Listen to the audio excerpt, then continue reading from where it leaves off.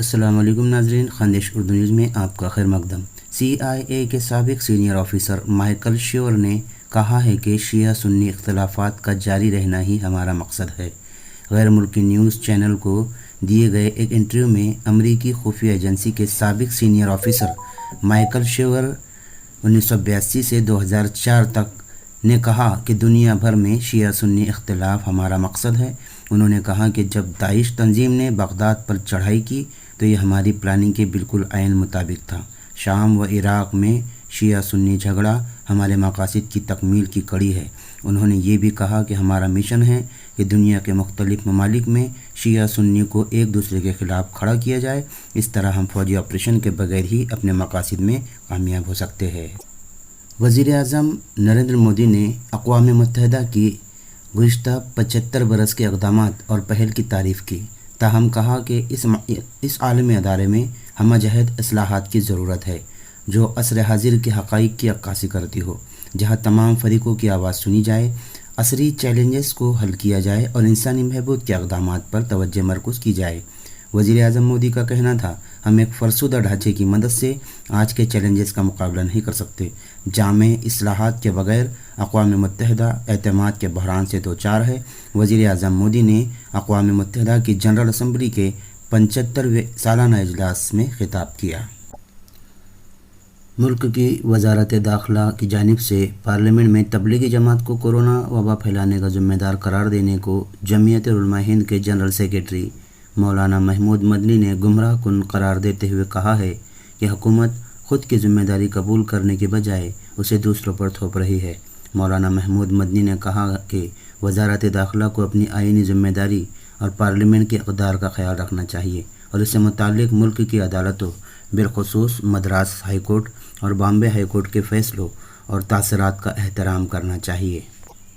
جمعیت علماء ہند کے general secretary مولانا محمود مدنی نے مزید کہا کہ جس طرح سے ممبئی ہائی کورٹ کی اورنگ آباد بینچ نے تبلیغی جماعت کے سلسلے میں سرکار کے رویے پر تنقید کی تھی اور اسے آئینہ دکھایا تھا، بلکہ اپنے کیے گئے غلط کاموں کی تلافی کا مشورہ دیا تھا، اس کی روشنی میں ہونا تو یہ چاہیے تھا کہ سرکار اپنا محاسبہ کرتی، پارلیمنٹ میں معافی مانگتی اور غلطیوں کے ازالے کے طریقوں کا اعلان کرتی، لیکن اس نے پرانی بات دہرا کر نہ صرف حقیقت سے چشم پوشی کی ہے بلکہ دستوری عہدے پر بیٹھ کر عدالت کے فیصلے کو یکسر نظر انداز کیا ہے۔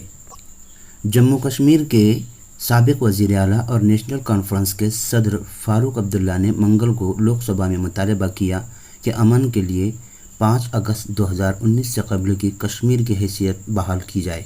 اسپیکر اوم برلا کانگریس کے ایک بار ملتوی ہونے کے بعد جب ایوان میں سکون قائم کرنے کے لیے زراعت سے متعلق بلوں پر کانگریس اور دیگر اپوزیشن جماعتوں کے رہنماؤں کے اختصار کے ساتھ اپنی بات کرنے کا موقع دے رہے تھے، اسی دوران نیشنل کانفرنس کے رہنما نے بھی خطاب کے لیے ہاتھ اٹھایا۔ اسپیکر نے محسوس کیا کہ ایوان کے سینئر قائدین ہنگامہ بند کرنے کے بارے میں اپنی بات رکھیں گے، لہٰذا مسٹر عبداللہ کو مائک پر بولنے کا موقع دیا گیا۔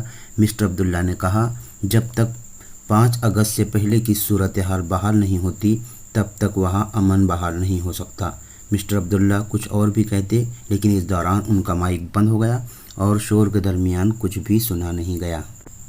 بھیونڈی کے پٹیل کمپاؤنڈ میں پیر کو ہونے والے عمارت حادثے میں مہلوکین کی تعداد بڑھ کر 26 تک پہنچ گئی ہے، جبکہ 25 افراد زخمی ہو گئے ہیں۔ گزشتہ 40 گھنٹوں سے راحت رسانی کا کام جنگی پیمانے پر شروع ہے۔ ابھی ملبے کو ہٹانے میں مزید 1 دن سے زیادہ کا وقت لگ سکتا ہے۔ پیر شام تک عمارت کے ملبہ 35 مکینوں کو باہر نکالا جا چکا ہے۔ منگل کو راحت رسانی کے دوران 8 لاشیں قبر لکھے جانے تک باہر نکالی جا چکی تھی۔ پورا علاقہ اس عمارت حادثے کے بعد رنج و غم میں مبتلا ہے۔ عینی شاہدین کے مطابق ابھی بھی 1 درجن سے زائد افراد ملبے میں پھنسے ہو سکتے ہیں۔ دہلی پولیس کی جانب سے فساد کی سازش رچنے کے الزام میں گرفتار کیے گئے اسٹوڈنٹ ایکٹیوسٹوں میں سے ایک گلفشا فاطمہ نے الزام عائد کیا ہے کہ جیل حکام ان پر فرقہ وارانہ تبصرے کرتے ہیں اور انہیں ذہنی طور پر پریشان کرتے ہیں۔ طالبہ نے یہ الزام اس وقت لگایا جب انہیں کیس کے سلسلے میں ویڈیو کانفرنس کے ذریعے ایڈیشنل سیشن جج امیتابھ راوت کے سامنے پیش کیا گیا۔ MBA کی فارغ التحصیل گلفشا فاطمہ فروری میں شمال مشرقی دہلی میں ہونے والے فرقہ وارانہ فساد سے متعلق ایک کیس میں تہاڑ جیل میں قید ہے اور دہلی پولیس کی طرف سے انہیں UAPA کے تحت گرفتار کیا گیا تھا۔ سعودی عرب کے وزیر حج و عمرہ محمد صالح نے کہا کہ ان کا ملک حفظان صحت کے ضوابط کی پابندی کے ساتھ عمرہ بتدریج بحال کرنے والا ہے۔ عمرہ پروگرام کو یادگار اور آسان تر بنانے سے متعلق عمرہ فورم میں اظہار خیال کرتے ہوئے سعودی وزیر حج و عمرہ نے آئندہ مرحلے میں عمرہ و زیارت کے مرحلے وار بحالی کی تفصیلات بیان کی۔ ان کا کہنا تھا کہ آئندہ مرحلے میں عمرہ کی کارروائی کے سلسلے میں جدید ٹیکنالوجی پر انحصار کیا جائے گا تاکہ عمرہ کمپنیاں اور ادارے اندرونی اور بیرونی ملک عمرہ پیکیج جدید شکل میں متعارف کرا سکے۔ انہوں نے مزید کہا کہ وزارت ایک ایپ جاری کرے گی۔ عمرہ کے خواہشمند افراد اس کے ذریعے اپنی آسانی کے پیش نظر رکھتے ہوئے عمرہ ادا کرنے کی تاریخ اور وقت کا تعین کریں گے۔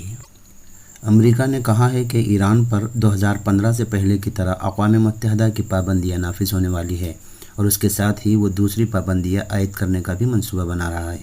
امریکہ نے ایران پر عائد ان پابندیوں کی خلاف ورزی کرنے والے ممالک کے خلاف کارروائی کرنے کی وارننگ بھی دی ہے۔ امریکی وزیر خارجہ مائک پومپیو نے ایک بیان جاری کر کے کہا کہ امریکہ اقوام متحدہ کی پابندیوں کا خیر مقدم کرتا ہے جو ایران پر پہلے کی طرح نافذ ہونے والی ہے۔ اقوام متحدہ کی سلامتی کونسل کی قرارداد 2231 کے تحت ایران پر پھر سے پابندیاں عائد کی جا رہی ہے۔ بیان کے مطابق امریکہ کو توقع ہے کہ اقوام متحدہ کے تمام رکن ممالک ان پابندیوں پر عمل کریں گے اور ایسا نہیں کرنے والے ملک کے خلاف کارروائی کی جائے گی۔